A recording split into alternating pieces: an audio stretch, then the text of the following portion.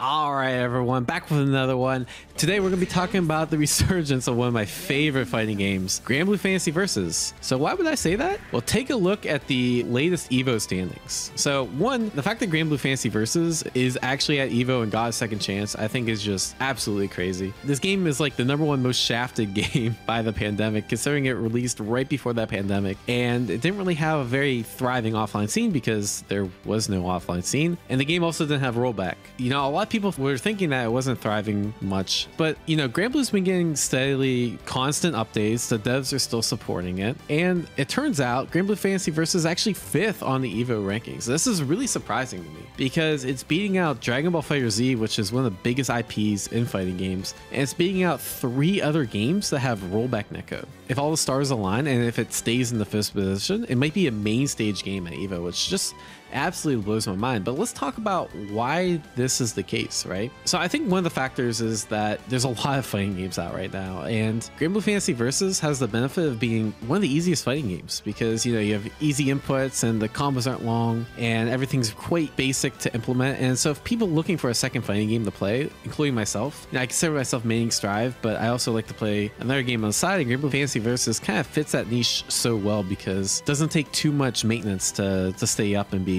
very competitive at it, right? There's a bunch of other reasons for this, right? And I think one of the most important reasons is right here.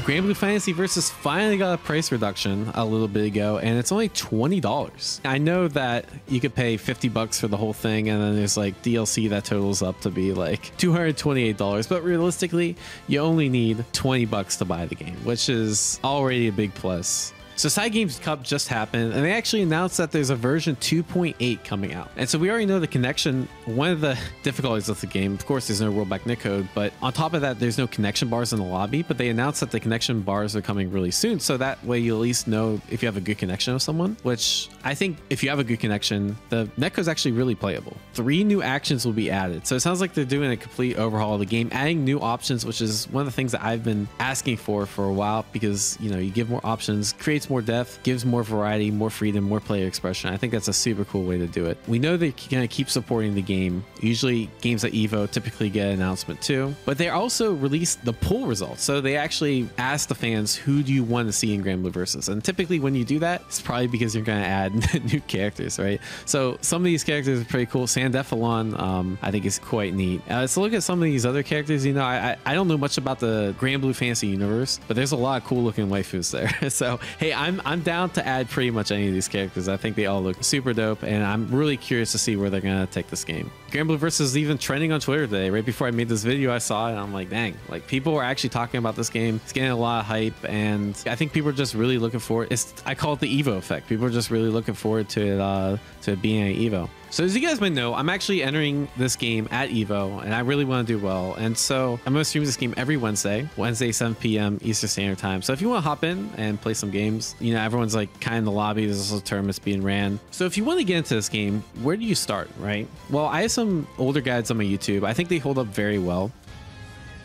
Hey guys, this is Diaphone. There's a Granblue Fantasy Discord. I'll link it in the description below. It's very well ran, a lot of good resource, very inclusive, welcoming community. I really like the community that surrounds this game. I think it's part of what carries the game, at least here in the US. Yeah, Zombo also actually put out a really cool character primer. And it kind of goes over every character. So if you're looking like who to pick, I'll drop this link in the chat below. But I think this is very well done, and it's come out at a perfect time because this is a really good time to get into the game with the sale and it being at EVO and all that. Actually, this is a Diaphone hot take right now. I think there's like a 50% chance of rollback getting announced at EVO, or something big for Granblue Versus is going to get announced at EVO. I'm throwing it out there right now. At least greater than 50% chance. If it's not rollback, it's at least like a couple characters or like a season 3. I think they're really going to do a lot of cool stuff for this game, and they're going to announce it at EVO. I don't know what it is. It's just my gut feeling. I'm usually pretty right about that stuff. Yeah, man, the service announcement.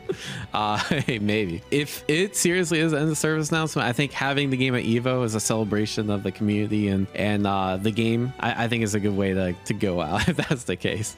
Oh yeah, a couple other things. So one, if you're gonna get this game, get it on PC. Most of the North American community is on PC, including myself. Two, I want to share some footage from the Cygames Cup. Literally just happened mid-April, and there's a Japanese tournament with 20 grand on the line. Actually, this game is like crazy huge in Japan because the Grand Blue IP is really popular over there. And I want to share one of the best sets from the tournament. This is actually Diaphone versus Buggy in top 8.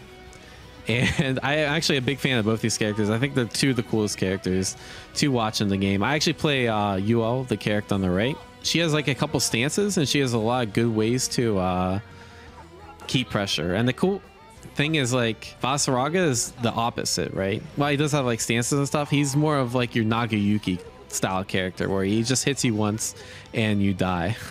Where Yul just, you know, keeps hitting you and keeps trying to mix you up. He also has a command grab, just like Nagayuki. What you saw Diaphone do there was armor up, and when you get armor and you use that stance, you get to completely absorb anything. It's really strong. But Buggy confirmed 5 medium into super, and I'm getting the round there. But it can be really tricky because Vasaraga has really good range. So, you know, as a Vasaraga player, you can really keep the UL player out. But I really like these matchup dynamics where you got like this the fast character versus the slow long range character. What a good DP. Wow. That was straight reaction. Another straight reaction DP. Buggy's actually cracked. But again, you have to guess right a lot, and eventually the Bagame is going to guess right. And it's very good mash out timing from him. Nice tackle. That tackle is actually plus at certain ranges. Very good reaction on the... Ooh. Oh, good read on the flip. Yeah, UL actually has an invincible backflip, and the Gabame read that with the EX tackle. Very smart. Yeah, and pretty much a lot of this stuff this character has is plus. Ooh, another really good DP. Okay, more pressure, more plus stuff. Ooh, good tackle timing. That's a punish. Oh, this is a lot of damage too. This is like Yuel's best starter. Okay. Oh, that armor step out. Very good time to use the armor. Plus frames. Ooh, plus frames in the EX command grab. Nice. Universal overhead. Every character in this game has a universal overhead, but it is minus on block. Oh my god, you're dead. Whoa. What a timing on the EX stomp.